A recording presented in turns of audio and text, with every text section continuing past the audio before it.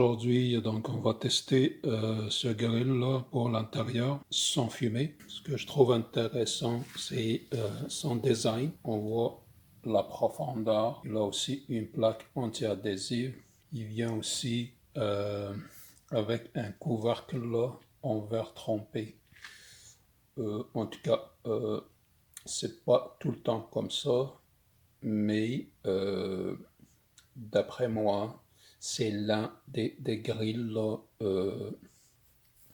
qui vient avec, ce couvercle-là pour plus de chaleur. Puis cette condensation de chaleur-là va être gardée à l'intérieur. Versus la majorité, ils sont ouverts. Puis toute la chaleur, là, ça va se dissiper dans les airs. Ça c'est l'un des points importants que je pourrais mentionner là pour cette marque. Donc pour la marque, c'est celle-là que je trouve séduisant. Et il vient aussi avec là une sonde de température intégrée. Voilà le fil là. Donc ça, directement là, vous allez savoir là l'étape là de la cuisson là. Par exemple là, votre steak comme ça, vous allez voir la température de l'intérieur. En plus, comme on voit ici là, il est intégralement là à commande numérique. Et il a aussi là, il va afficher là au moment là où vous demande là, c'est le temps maintenant de flipper. De flipper, ça veut dire c'est tourner votre steak par exemple d'un côté. On a le time, c'est le nombre de temps.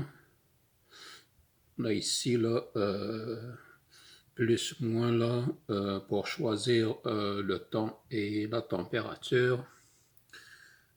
On a où est-ce qu'il est écrit meat, donc ça c'est pour la viande, puis vous allez choisir medium, en tout cas vous allez choisir, je ne l'ai pas encore déballé, ça on va le faire ensemble, mais d'après moi, c'est pour savoir si vous le voulez saignant, medium, puis celle d'en bas. Puis vous avez aussi pour le chicken, pour du poulet et pour du poisson. Donc, comme je l'ai dit tantôt, donc il vient avec un couvercle là, durable en verre trempé, un ramasse-gouttes pour un nettoyage facile, pièces lavables au lave-vaisselle.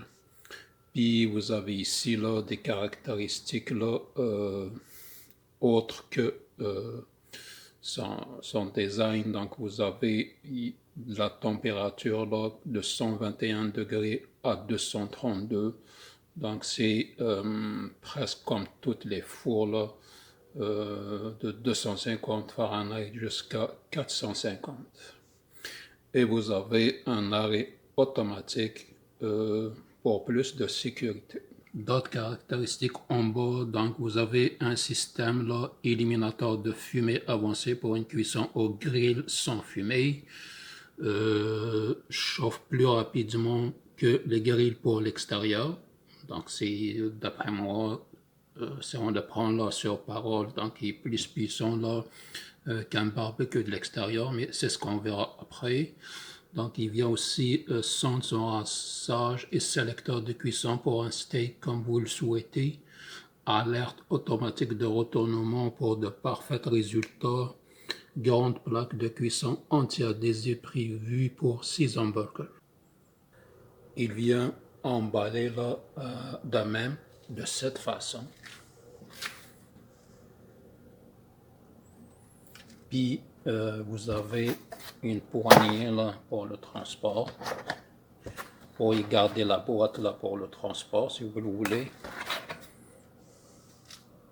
Et une fois sorti de sa boîte, donc il va voir l'air de ça. Donc comme on voit là, comment est enveloppé là à l'intérieur de sa boîte pour éviter là les chocs. Ici, donc on voit le couvercle là, ou le lid donc, en verre trempé. Donc il va venir avec une poignée sur laquelle il vient aussi la notice d'utilisation puis d'autres documents que je vais lire après. Ensuite, je montre ici, là.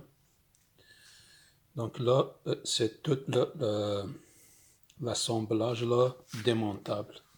On le voit ici, là. Donc, tout est démontable, là. Donc, vous avez ici en haut, le 1, c'est le couvercle. Vous avez le 2, c'est la plaque chauffante. Je veux dire la plaque anti-adhésive. Ensuite, le 3, vous avez les éléments chauffants qui va venir là avec toute cette partie électronique. Ensuite, vous avez le 7, c'est le ramassage à gouttes pour les gouttes. Ensuite, le 8, là, vous avez là un bac là, pour un bac à eau. Donc, d'après moi, c'est ce qui le rend vraiment très différent et intéressant. Donc, quand vous avez là le bac à eau, là, ça veut dire que ça va chauffer puis il va y avoir des vapeurs d'eau qui vont monter là, comme une sorte de steamer là, c'est comme à la vapeur. Puis j'ai vu aussi là sur la photo comme quoi qu'on pourrait cuire aussi des légumes comme des piments, comme des haricots. D'après moi, c'est un mélange là, de grill et, de quelque chose là, qui va générer de la vapeur. Puis vous avez ensuite là, la base là, en plastique, puis avec toutes les pieds là, antidérapants. Donc, par la suite, vous avez la base principale où il y a le logo là, de la marque. Puis en restant toujours là sur l'emballage là, comme a été emballé là pour éviter le choc là. Donc il est vraiment emballé, très bien emballé même, je dirais, de forme arrondie sur les côtés. Et assez spacieuse là, pour mettre là assez de légumes, environ là, 3 à 4 là, gros steaks là, et il va rester l'espace pour mettre autre chose. Celle-là, c'est la plaque chauffante, comme vous le voyez, et ici là, emballé là sur du papier bulle. Puis si vous l'achetez, faites attention là, il va venir avec du carton là, qu'il ne faudrait pas oublier d'enlever là avant là, de le faire partir là, de brancher. Comme vous le voyez ici là, ça c'est les éléments chauffants. Ils sont tout de même là, ça prenait presque tout le centre, ce qui va chauffer suffisamment là, votre plaque chauffante et de façon là, symétrique et homogène là, et il va comme répartir là, la température là, de façon la plus optimale. Bon, ce qu'on voit ici là, c'est la sonde là, pour le thermostat. C'est celle-là là, qui va lui dire cette partie électronique qui est là. Il y a comme une sorte là, de thermorégulateur, puis il va lui dire un moment, maintenant, où vous setez une certaine température ici, c'est celui-là, là, c'est la sonde là, de température qui va lui dire là, que la température ici là, au circuit électronique, la température désirée là, est atteinte, puis lui, il va arrêter de chauffer. Et c'est sûr, en arrêtant de chauffer, donc il va y avoir la température qui va baisser. Et quand ça va baisser, le circuit électronique, il va se rendre compte comme quoi ça a été la température là qu'on a choisie n'est pas la bonne, donc il a baissé, donc il va envoyer un signal pour chauffer une seconde fois. C'est comme votre thermostat là, de la chaufferette là, de la maison là, en hiver. Et comme vous le voyez là, sur cette partie, donc tous l'élément chauffant et la partie électronique aussi, donc on peut l'enlever au complet là, pour des raisons de nettoyage. Après ça, donc il va rester, je vais le mettre ici, donc il va rester l'égouttoir et vous avez tous les câbles. Attends, je vais voir. Donc on a aussi le reste là et les éléments, y compris le bac à eau. Pour le couvercle là, vous devriez vous-même là monter la poignée, puis de cette façon. Donc il va venir là séparer, il va venir là dans une poche comme ça, puis que vous devriez monter vous-même, puis vous la vissez là de cette façon. Donc les vis vont venir avec des jointures en silicone, d'après moi, puis que vous devez mettre par-dessus et de l'autre côté cet assemblage-là. Donc vous allez avoir comme la première base là que vous allez mettre sur le couvercle en verre, puis il va venir jointement là la partie, la poignée finale qui va s'assembler de cette manière, puis se faire visser d'en bas. Et donc là, comme j'ai dit, l'avantage c'est que une fois que vous avez votre plaque chauffante, donc quand vous le fermez comme ça, il ne va plus avoir là de perte de chaleur, donc tout ça va se condenser là comme un barbecue. Et je pense que c'est pour ça qu'ils ont dit là, c'est même plus puissant là, que les barbecues de l'extérieur. Donc c'est cette fermeture là, hermétique là, qui va empêcher là, la fuite là, de la chaleur. Ça va rester tout là emprisonné de l'intérieur. Au départ, j'avais montré là sur les photos là un bac à eau. Donc c'est celui-là. Il faut aller mettre comme un genre là, un verre d'eau là, avant de commencer là, votre cuisson. Donc vous allez le placer tout à fait en bas. Ensuite de ça, donc là, peut-être qu'on va commencer là à faire leur montage. Vous allez mettre là le ramasse-gouttes qui va venir par la suite. Ensuite de ça, il va avoir la plaque chauffante. Non, il va avoir plutôt l'élément chauffant avec son électronique. Et on a ici une sorte là d'ergot de ce côté-là. Puis de l'autre côté, quand il va y avoir du poids, il va y avoir comme un contact là qui va se faire avec le poids. Donc il va comme mettre le switch là sur on. Et quand tout est bien pensé là, vous avez là votre plaque chauffante qui est là. Donc il vient juste comme ça là avec des rainures. Tout ça là, ce dessin qui est fait comme ça, il va s'emboîter directement sur ces plaques chauffantes. Ces plaques-là, il va s'imbriquer sans se toucher. Peut-être, oui, peut-être ils vont se toucher un petit peu, mais ça donnerait comme si là, tous ces éléments chauffants-là, ils sont incorporés à l'intérieur.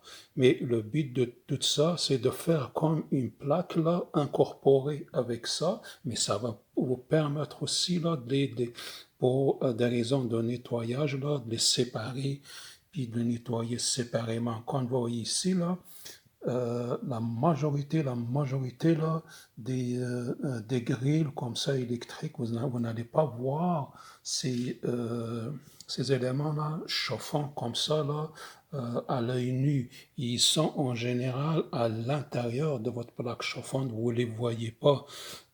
Et c'est seulement là, dans le cas d'une friteuse, ça ressemble plus aussi qu'une friteuse, mais pour le souci de nettoyage, je pense que c'est la raison pourquoi ils les ont séparés comme ça, mais tant mieux. Comme ça aussi, c'est maintenant votre résistance, à un moment donné, va casser. Donc là, vous pourrez la changer. Là. Et on envoie ici des vis. Par contre, si tu es à l'intérieur des plaques chauffantes, comme toutes les autres grilles, c'est la plaque chauffante au complet. Donc, il faut tout changer. Donc, en plus, on a des poignées ici qui glissent un peu là, ils sont pas fixes là, donc ça va vous permettre maintenant là de la prendre là toute chaude.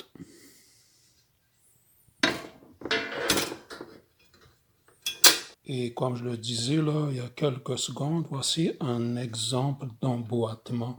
Donc vous avez là votre plaque chauffante qui est complètement là emboîtée sur les éléments chauffants qu'on a vu tantôt.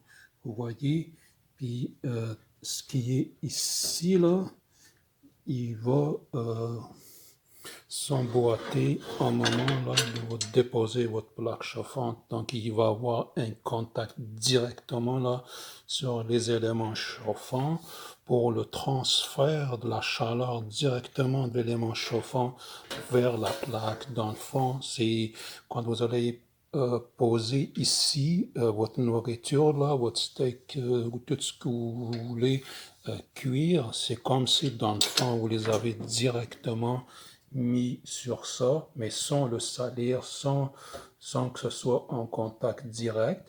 Et c'est pour ça que le fait de séparer l'élément chauffant et votre plaque chauffante, c'est que celui-là, il sert juste à chauffer, celle-là pour le transfert de la chaleur, puis pour faciliter son nettoyage. Et nous avons là notre sonde là, qui va venir comme ça avec son rangement de même. Et pour la placer, donc, il faut la retirer là de son rangement. Puis vous avez cette partie-là.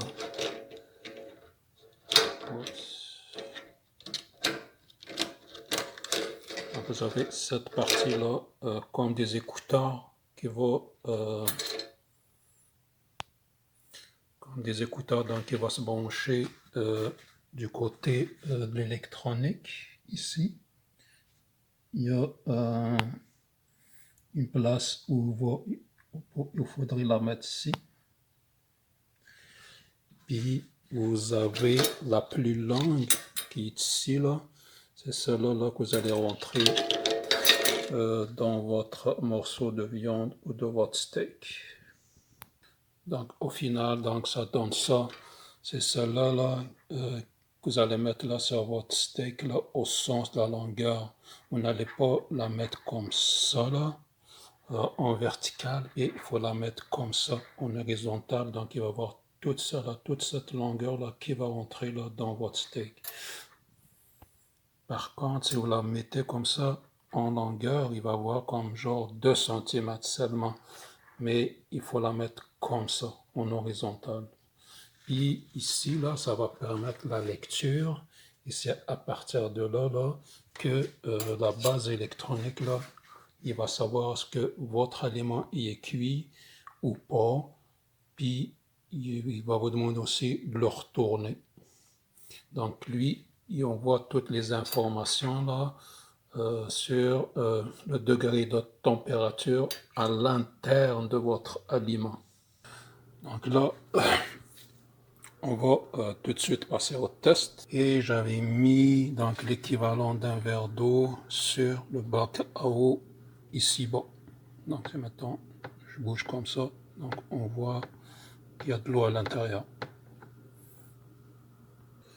Une fois que j'avais mis l'équivalent d'un verre d'eau, donc j'avais remis la plaque là, l'égouttoir là, puis j'avais mis la plaque chauffante là avec sa base électronique. Et finalement, la plaque chauffante, et il faudrait mettre la prise d'alimentation de ce côté-là. Donc, pour la même chose aussi, pour enlever toutes ces parties-là, il faut d'abord commencer par enlever la plug, là, votre prise électrique avant, parce que ils vont buter ici, là. Donc, vous avez votre partie électronique qui est là. Donc, si c'est la prise, il va se mettre dedans. Donc, ça va rentrer par la partie fixe qui est toute la base là du grill. Puis, si vous essayez d'enlever, ça va buter contre. Pour l'enlever, il ne faut pas oublier d'enlever d'abord le câble secteur là. Ensuite de ça, donc on va la brancher pour la première fois sur la prise. Donc il va avoir un écran là avec toutes les commandes qui vont s'allumer là en même temps. Et après ça, il va se mettre en mode attente. Voilà, donc ça c'est le mode attente. Soit, donc là, il vous demande le grill température, donc là, il faut plus, moins. Par défaut, il va se mettre à 400 Fahrenheit. Et il va rester aussi d'autres setup là à faire avant de faire là le start. Puis vous avez ici le time, donc c'est le temps. Donc par défaut, c'est 20 minutes. Et c'est sûr que c'est plus ou moins là, ici, qui va servir pour ajuster le temps et la température. Donc comme vous le voyez là, c'est des commandes là, digitales. Et donc c'est comme votre écran là, c'est tactile. C'est pas des boutons poussoirs, mais tout est tactile. Puis vous avez aussi là des alarmes sonores. Et je vais le répéter encore là, comme tout est bien pensé, donc vous avez le monde manuel. Le monde manuel, c'est que vous n'allez pas brancher votre sonde de température ici, le fil là, qui va venir, que vous allez mettre là sur votre steak par exemple, ou tout aliment, parce que ça c'est le mode automatique. Lui va lire la température, puis c'est lui là qui va décider quand est-ce qu'il faut la tourner, est-ce que c'est cuit, puis il va s'éteindre automatiquement. Versus le mode manuel, il faut le voir, c'est votre grill sans la sonde de température. Donc c'est vos autres là, avec le temps, vous réglez le temps, puis visuellement là, c'est comme si vous le faisiez avec votre poêle normal. C'est à vous de décider quand est-ce que vous allez le tourner, combien de temps, est-ce que c'est saignant, est-ce que c'est cuit, est-ce que c'est à point. Tout ça là, c'est vos autres qui vont décider. Donc si c'est manuel, vous arrêtez ici.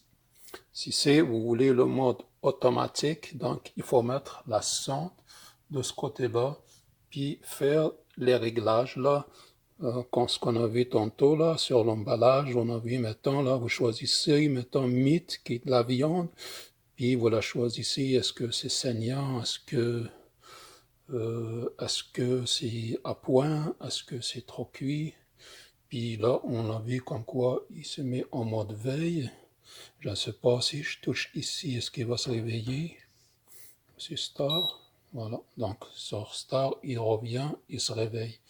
Donc, il attend un certain temps. Vous n'avez pas fait votre choix pour économiser de l'électricité, il va se mettre en mode veille.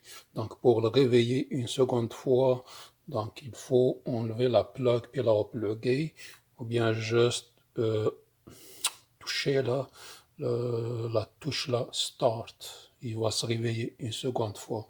Jusqu'à date, on n'a rien fait encore. Donc là, il est en mode attente, il attend. Il attend notre choix par rapport au temps, par rapport à la température. Ça, c'est la prochaine étape. Et le reste là, des affichages là, chicken, meat, fish, on va les voir afficher une fois que vous avez placé votre sonde. Donc là, comme vous le voyez là, la sonde est placée comme ça, donc il est peut-être rendu jusqu'ici. De là jusqu'environ ici. Donc il y a près au moins la moitié là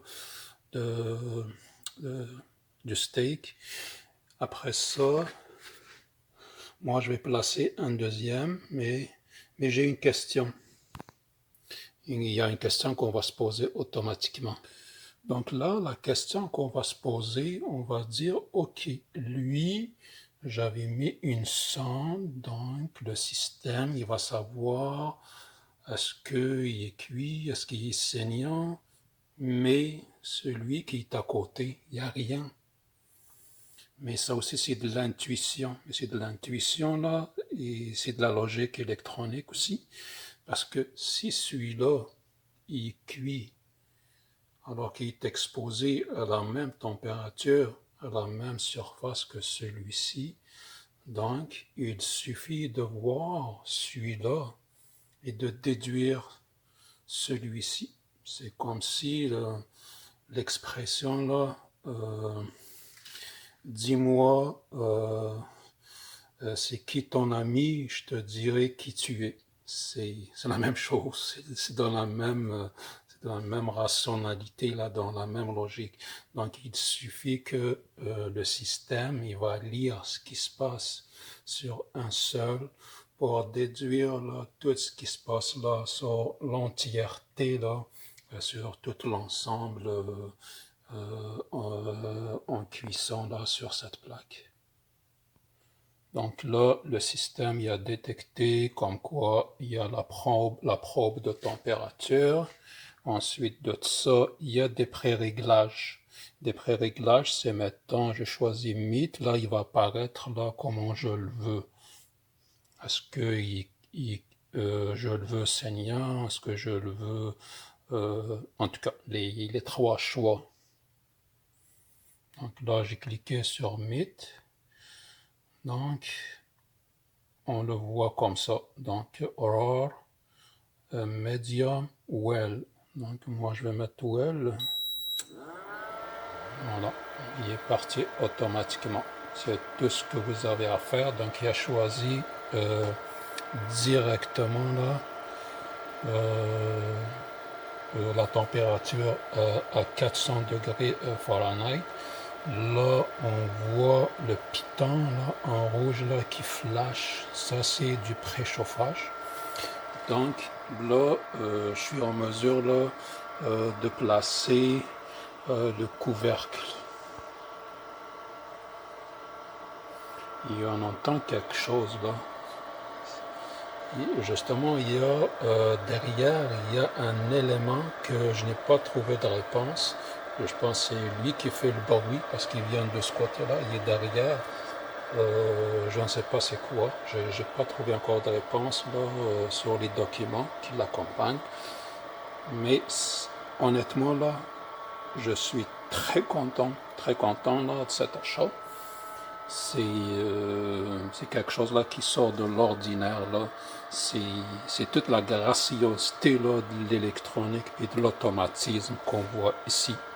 Et c'est ça qui rend la vie de l'humain là très confortable puis très moderne. C'est de la modernité tout ça. Et là j'ai mis donc le couvercle. Puis il va tout gérer tout ça là automatiquement. Et il va partir le chauffage Une fois qu'il aura fini, il va commencer son travail et il va me demander, il va faire des bips là, au moment où il sait comme quoi du côté bas c'est cuit, c'est le moment de le tourner.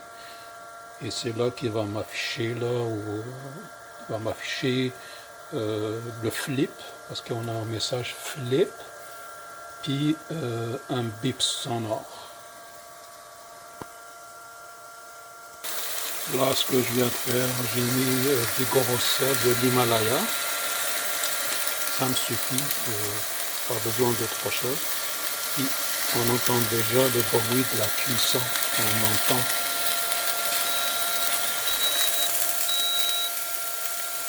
Donc là, il a fini le préchauffage, il a déduit le temps, donc c'est 60 degrés, je pense 60 c'est le temps, puis c'est 400 Fahrenheit.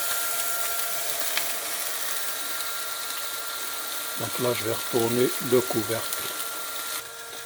Non, donc tantôt, c'est la probe. La probe, c'est celle-là. Donc, sur le steak, donc, donc il affiche deux températures. Le grill, c'est le 400, c'est la plaque chauffante. Probe, c'est à l'intérieur du steak. En ce moment, à l'intérieur du steak, il est à 78 degrés Fahrenheit. Donc, comme vous voyez là, il switch entre la température de la grille qui maintient à 400. Et là, on voit à l'intérieur du steak, là, il me dit de le tourner. Donc, le flip, et on a vu le bip là. Donc là, il me demande de le retourner. Et l'autre détail aussi qui est important, c'est que avec le couvercle là, ça ressemble un petit peu à une mijoteuse, on voit ça là sur des mijoteuses, mais là c'est que c'est unique là avec ce grill, c'est que l'avantage c'est que ça va protéger des éclaboussures aussi. Maintenant quand on cuit ça là sur une poêle, vous allez voir là des éclaboussures là un peu partout.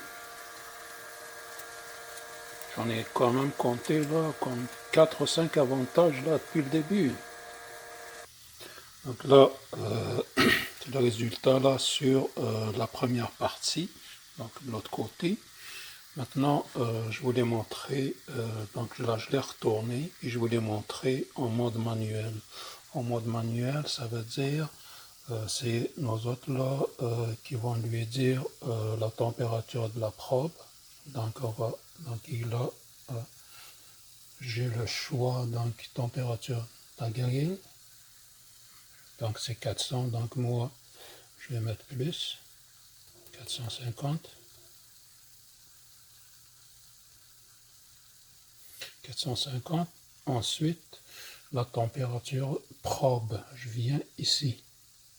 Donc je choisis probe. Probe, c'est celle-là. C'est la probe qui est à l'intérieur. Donc moi, je veux lui dire là, monte là, je vais monter là, la température que je veux. Je pensais 160, après ça, je vais ici, puis je vais mettre Start.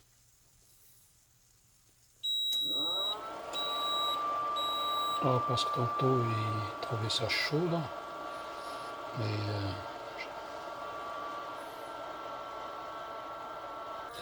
donc ce qu'on voit ici, c'est le mode manuel. La probe est retirée. Donc là, il va afficher le temps. Moi, j'ai choisi 20 minutes. Mais juste comme ça, là, 20 minutes, mais je pourrais l'enlever avant. Puis, il va montrer la température à la grille. Donc, c'est ça le mode manuel. Donc, c'est le temps et la température sans savoir, là, sans mettre la probe à l'intérieur.